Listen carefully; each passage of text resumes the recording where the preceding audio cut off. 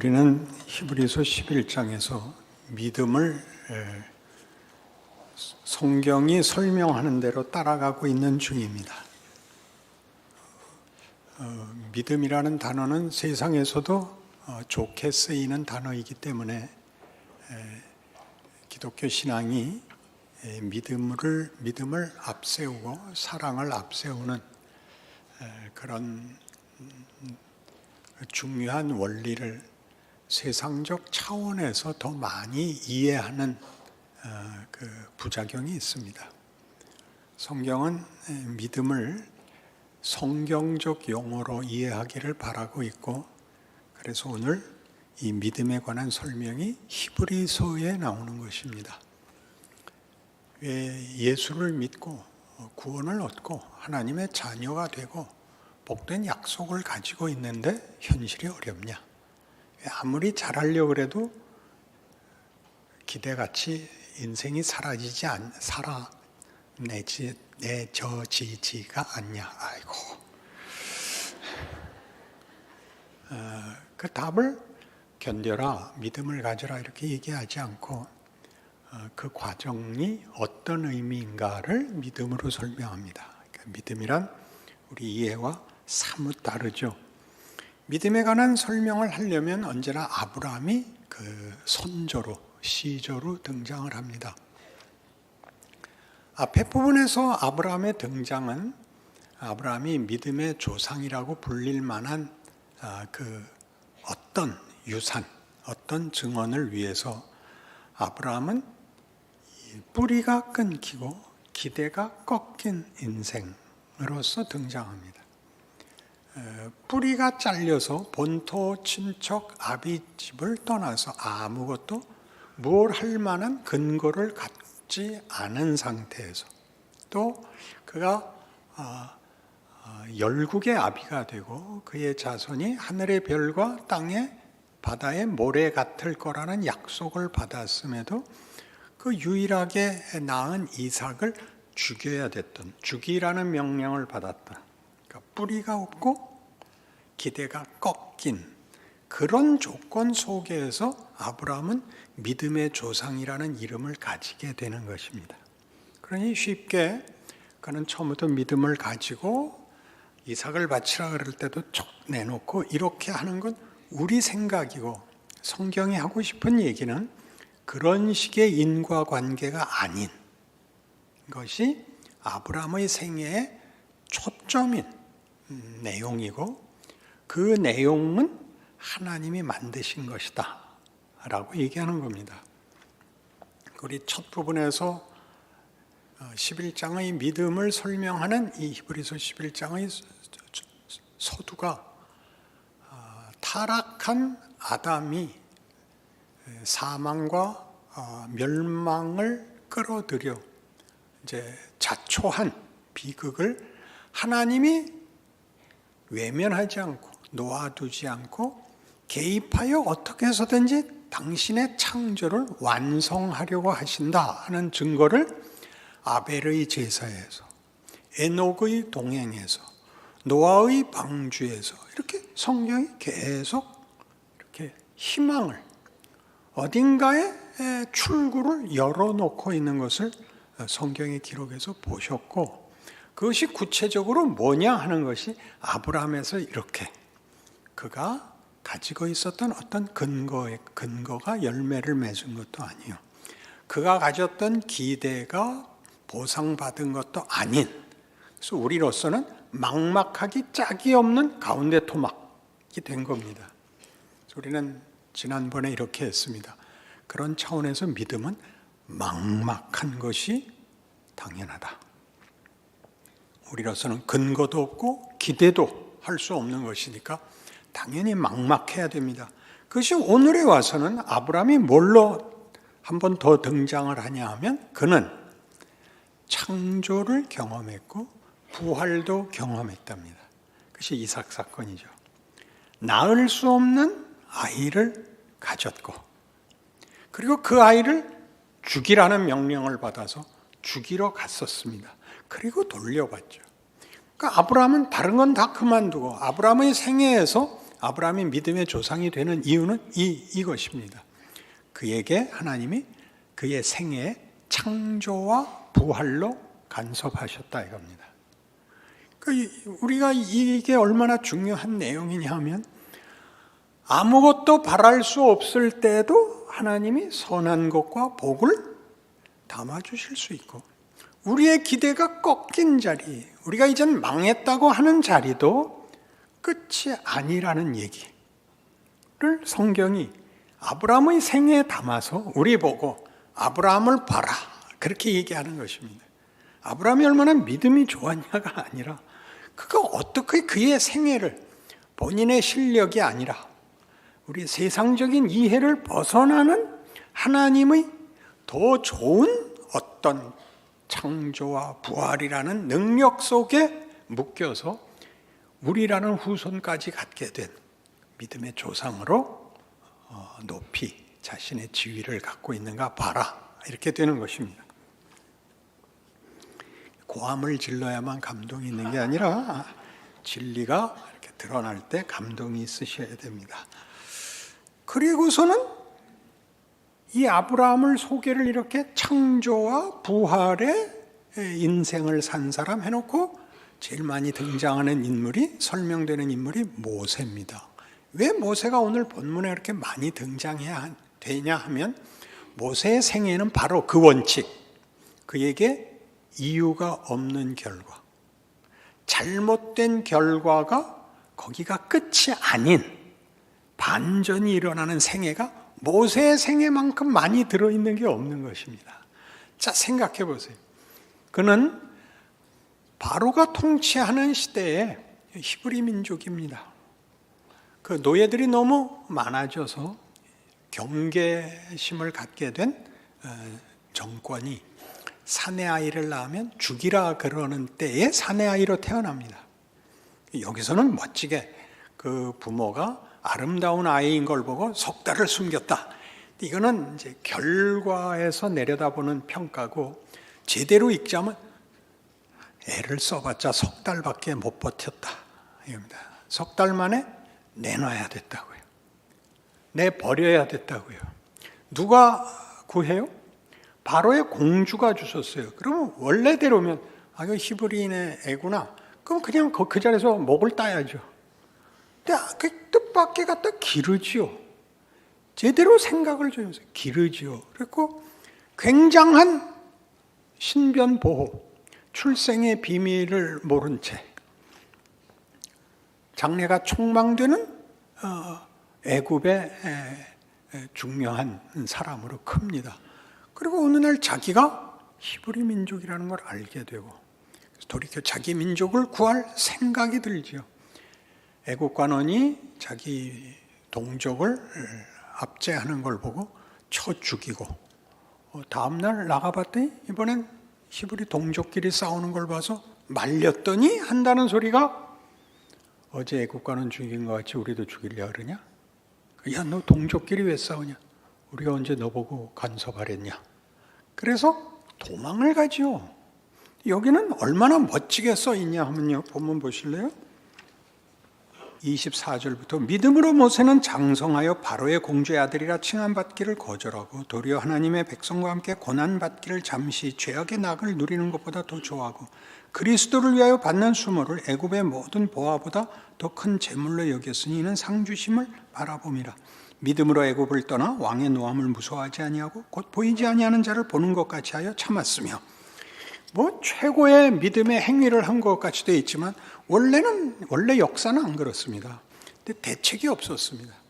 그리고 미디안 광야로 도망을 가는데 여기에 그리스도를 위하여 받는 수모를 애굽의 모든 보화보다 더 큰 재물로 여겼다. 이 그리스도 그러면 우리 신약이 우선인 현대의 신자들에게는 예수님이 왜 등장하지 싶지만 여기 그리스도는 해방자, 구원자입니다.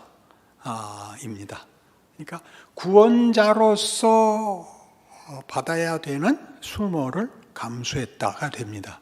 근데 당시의 역사는 그렇지 않습니다.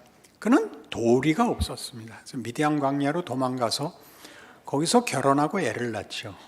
그 아들 이름을 게르솜이라고 붙이는데 그 뜻이 이방 나그네라는 뜻입니다. 그러니까 본인을 이제 난 끝났다. 난 이렇게 여기서 죽는다. 그런 마음이었던 것입니다. 그럼 왜 이렇게 썼냐?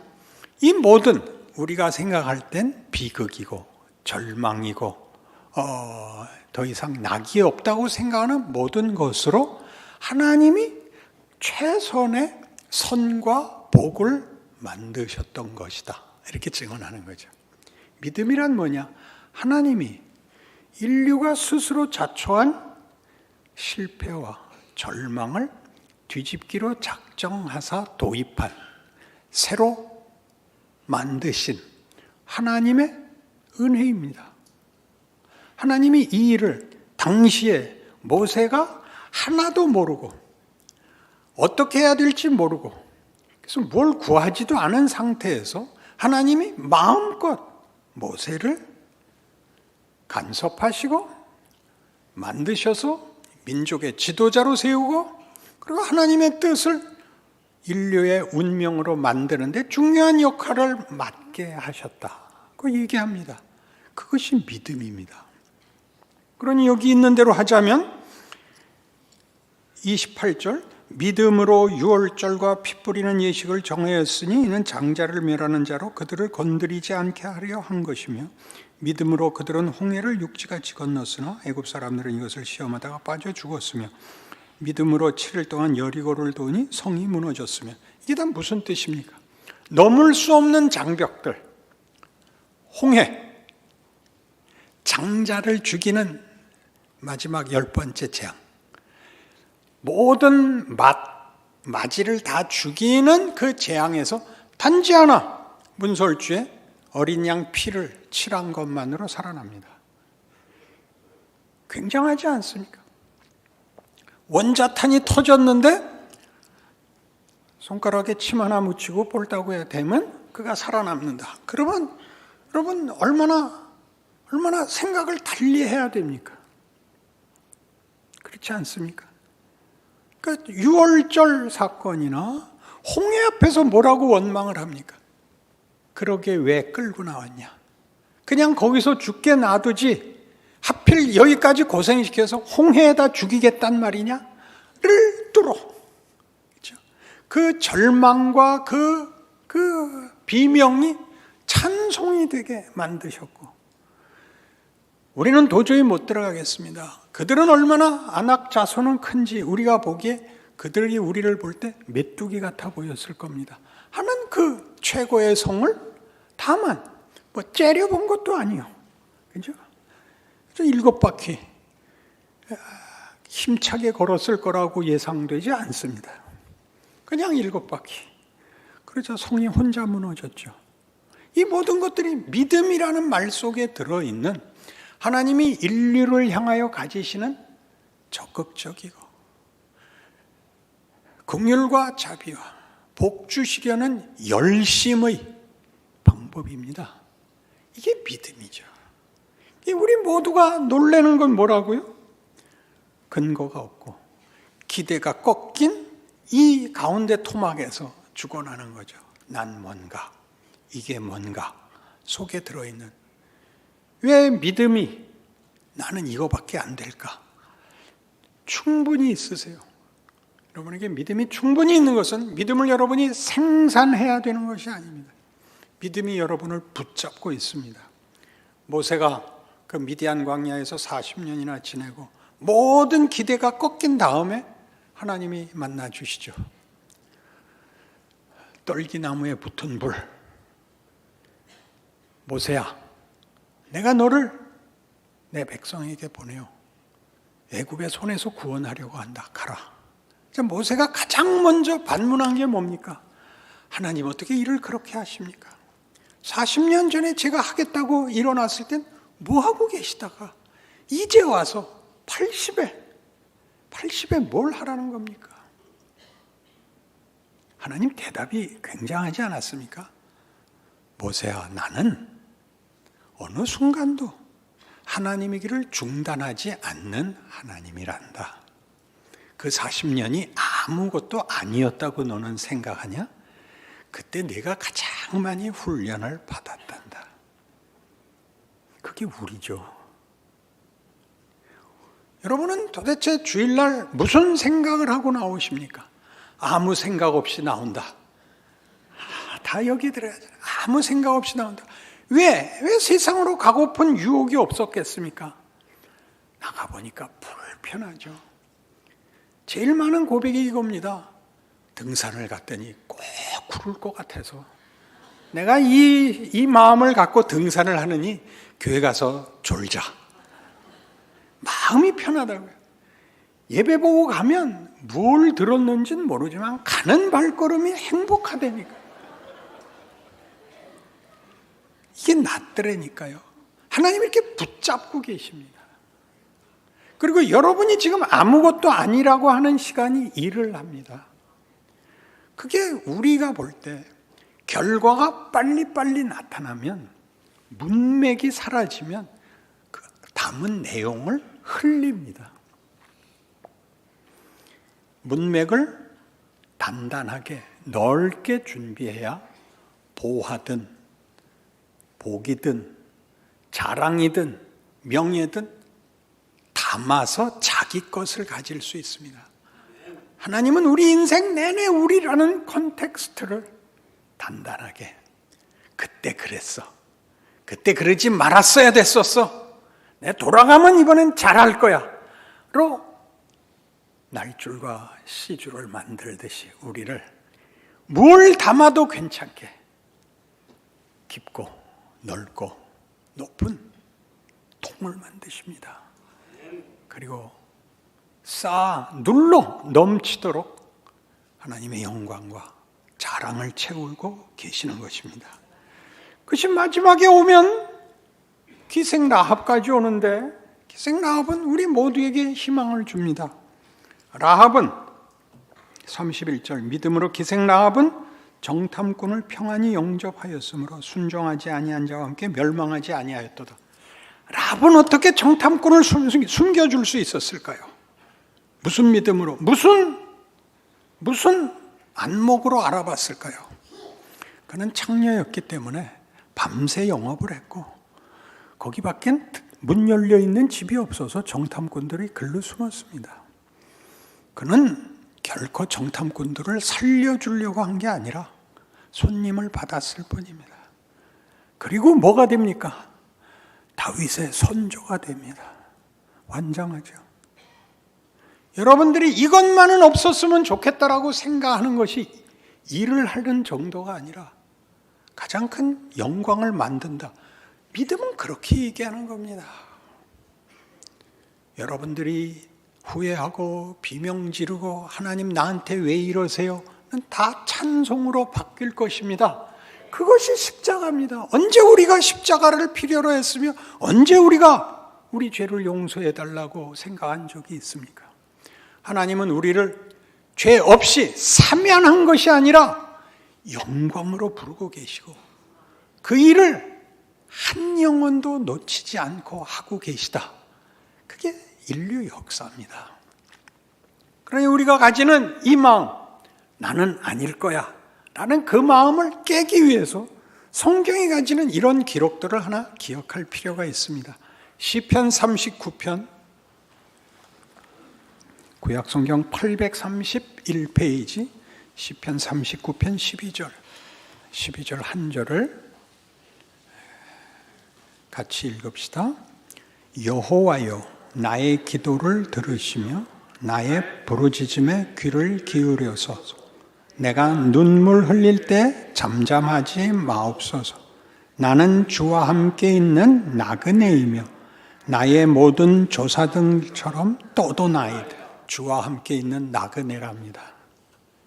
아무것도 아닌 것 같고 하나님에게서 가장 멀리 있는 것 같다고요. 주와 함께 있어도 시원하지 않다니까요. 하나님이 일하시는 중이라서 그렇습니다. 결과가 아직 안 나와서 그렇습니다. 작업복 입고 일을 해서 온몸에 튀어 있습니다. 유진 피터스는 그 아버지가 뭐라 그러죠? 부족간을 하신 분입니다. 8살 때부터 앞치마를 입고 함께 고기를 잘랐답니다. 그게 전부 피투성이죠. 그걸 뭐라고 자랑을 하느냐면 나는 8살부터 에봇을 입었습니다. 여러분, 우리 인생이 그렇습니다. 우리가 태어나면서부터 어느 한순간도 하나님이 외면한 시간은 없습니다. 이런 것을 가장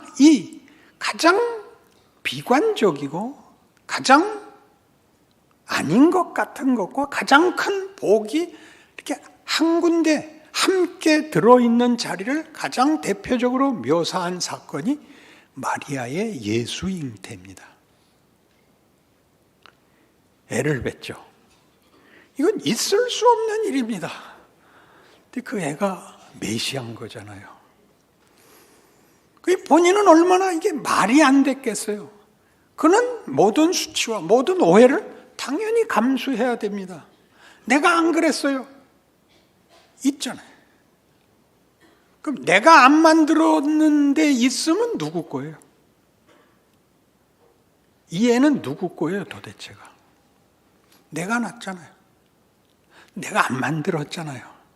수치와 가장 큰 영광이 그의 뱃속에 들어있습니다. 우리가 그러죠. 우리가 나중에 낳아봐야 알죠.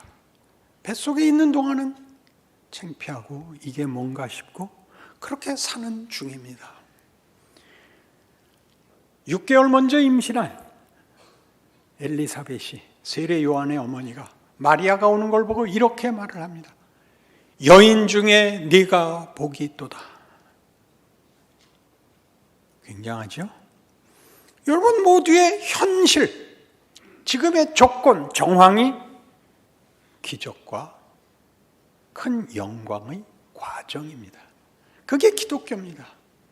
안 믿어지셔도 할 수 없습니다. 여러분이 다 그랬구나 라고 이해하는 날 오셔서 저에게 꼭 감사 표시를 해주시기 바랍니다. 아멘입니다. 기도하십시다. 하나님 아버지, 우리는 하나님이 우리 인생에 개입하시는 큰 능력과 영광을 미처 다 보지 못해서 주께서 옆에 계시고 함께 하심에도 우린 그저 늘 두려워하고 불안해하고 어쩔 줄을 모릅니다. 결국 주께서 우리를 붙드사 영광의 자리로 갈 것을 이렇게 증거받지만 우리는 주와 함께하는 나그네라 그렇게밖에는 자기를 느낄 수가 없습니다. 오늘 이 말씀들을 통하여 이것이 역사적 증언이고 지금까지 하시는 하나님의 변함없으신 성실하심이라고 기억하여 제 자신의 어려움을 견딜 수 있는, 기다릴 수 있는, 인내할 수 있는 그런 한 걸음 더 나아간 하루를 살아내는 우리 되게 하여 주옵소서. 그리고 우리 중에 그것이 참으로 성경의 기록과 같더라, 내 인생에도 하나님이 이런 기적과 복을 주시더라, 이런 자랑들을 서로, 아니 모두가 나누는 때를 속히 주시옵소서. 예수님 이름으로 기도합니다.